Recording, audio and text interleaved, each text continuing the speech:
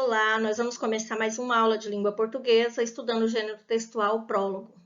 O prólogo é um recurso de texto utilizado antes do primeiro capítulo de um livro. Funciona como uma preliminar da história, trazendo informações paralelas ao discurso central. O formato do prólogo surgiu na Grécia Antiga como uma espécie de monólogo antes do início de peças teatrais. Normalmente, esse espaço era utilizado para contextualizar a plateia antes dos atores ganhar a cena. O principal motivo seria permitir ao leitor a compreensão do que o escritor transmite e tudo aquilo que será apresentado para formular a história. O prólogo, então, serve como fórmula de justificar ao leitor o porquê daquele tema para aquela história e também como se desenvolveu. Então, o prólogo vai fazer uma prévia da história que vai ser apresentada. Vamos ver um prólogo que fala O Menino e o Homem, de Fernando Sabino. Quando chovia no meu quarto de menino, a casa virava um festival de goteiras. Era pingos do teto, ensopando o soalho de todas as salas e quartos. Seguia-se um corre-corre dos diabos, todo mundo levando e trazendo baldes, bacias, panelas, penicos e o que mais houvesse para parar a água que caía e para que os vazamentos não se transformarem numa inundação. Os mais velhos ficavam aborrecidos. Eu não entendi a razão, aquilo era uma distração mais excitante. E me divertia a valer quando uma nova goteira aparecia, o pessoal correndo para lá e para cá, esvaziando as vasilhas que transbordavam, os diferentes ruídos das gotas de água retinando no vasilhame, acompanhando do som oco dos passos em atropelo nas tábuas largas do chão, formava uma alegre melodia, às vezes enriquecida pelas sonoras pancadas do relógio de parede dando horas. Passado o temporal, meu pai subia ao forro da casa pelo alçapão, o mesmo que usávamos como entrada para a reunião da nossa sociedade secreta. Depois de examinar o telhado, descia aborrecido, não conseguia descobrir sequer uma telha quebrada por onde pudesse penetrar tanta água da chuva. Como invariavelmente acontecia, um mistério a mais naquela casa cheia de mistérios. Naquele dia, assim que a chuva passou, fui como sempre brincar no quintal, descalço, pouco me incomodando, com a lama em que meus pés se afundavam. Gostava de abrir regos para as poças d'água, como pequeninos lagos escorresse pelo declive do terreiro, formando o que para mim era um cauduloso rio. E me distraía fazendo descer por eles barquinhos de papel, que eram grandes caravelas de piratas. Desta vez, o que me distraiu a atenção foi uma fila de formigas a caminho do formigueiro, lá pelo bambuzal, e que o rio aberto por mim havia interrompido. As formiguinhas iam até a margem e atarantadas ficavam por ali procurando um jeito de atravessar. Encostavam a cabeça uma nas outras, trocando ideias. Iam e vinham sem saber o que fazer. Algumas acabavam tão desorientadas com o imprevisto obstáculo à sua frente que recuavam caminhos, atropelando as que vinham atrás e estabelecendo na fila a maior confusão. Do outro lado, entre as que já haviam passado, reinavam também a certa confusão, enquanto as que iam mais à frente prosseguiam a caminhada até o formigueiro, sem perceber o que acontecia à retaguarda, mas as mais próximas do rio ficavam indecisas, indo e vindo ali junto às margens, pensando numa forma qualquer de ajudar umas às outras.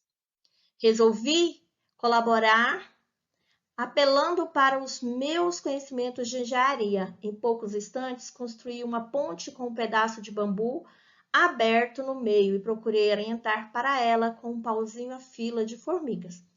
Estava empenhado nisso, quando senti que havia alguém em pé atrás de mim, uma voz de homem que soou familiar aos meus ouvidos e perguntou: "Que é que você está fazendo?" Sem me voltar, tão entretido, eu estava com as formigas. Expliquei o que se passava. Logo consegui restabelecer o tráfego delas, recompondo a fila atrás das pontes. o homem que se agachou ao meu lado, dizendo que várias formigas seguiam por caminho, uma na frente de duas, uma atrás de duas, uma no meio de duas, e perguntou quantas formigas eram. Pensei um pouco, fazendo cálculos. Naquele tempo, eu achava que era bom em aritmética. Uma na frente de duas fazia 3, uma atrás de duas eram mais 3, uma no meio de duas mais 3. 9, exclamei triunfante. Ele começou a rir e sacudiu a cabeça, dizendo que não, eram apenas 3 formigas, soando em fila, uma atrás da outra. Então perguntei, o que é que cai em pé e corre deitado? Cobra. Ele arriscou, enrugando a testa, intrigado.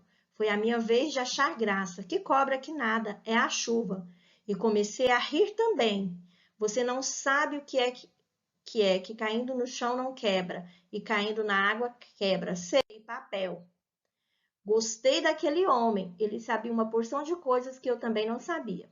Ficávamos conversando um tempão, sentado na beira da caixa de areia, como 2 amigos, embora ele fosse 50 anos mais velho do que eu. Segundo ele me disse, não aparecia.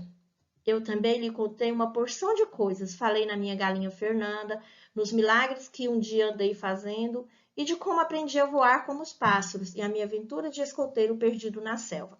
As espionagens e investigações da sociedade secreta, olhando de gato, o sósia que retirei do espelho, o birica valentão da minha escola, o dia em que sagrei campeão de futebol.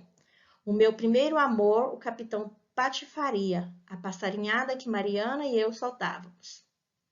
Pena que minha amiga não estivesse ali, para que ela não o conhecesse. Levei-o a ver o Godofredo em seu poleiro. Fernando, berrou o papagaio, imitando mamãe. Vem pra dentro, menino, olha a Serena. Hindenburg apareceu correndo a agitar o rabo. Para surpresa minha, nem o homem ficou com medo do cachorrão, nem este o estranhou. Parecia feliz, até lambeu-lhe a mão. Depois mostrei-lhe o pastofe no fundo do quintal. Mas o coelho não queria saber de nós, ocupado em roer uma folha de couve. O homem me disse que tinha de ir embora. Antes queria me ensinar uma coisa muito importante. Você quer conhecer o segredo de ser um menino feliz? Me ensinar uma coisa muito importante. Quero, respondi. O segredo se resumia em 3 palavras que ele pronunciou com intensidade. Mão nos meus ombros e ombros nos meus olhos. E olhos nos meus olhos. Pense nos outros. Na hora, achei esse segredo meio sem graça. Só bem mais tarde vi a entender o conselho que tantas vezes na vida deixei de cumprir, mas que sempre deu certo quando me lembrei de segui-lo, fazendo-me feliz como um menino. O homem se curvou para beijar na testa e despedindo. Quem é você? Perguntei ainda. Ele se limitou a sorrir, depois disse adeus com aceno e foi-se embora para sempre. Então, esse é um prólogo, né, do Menino e o Espelho, que nós iremos fazer uma interpretação desse prólogo.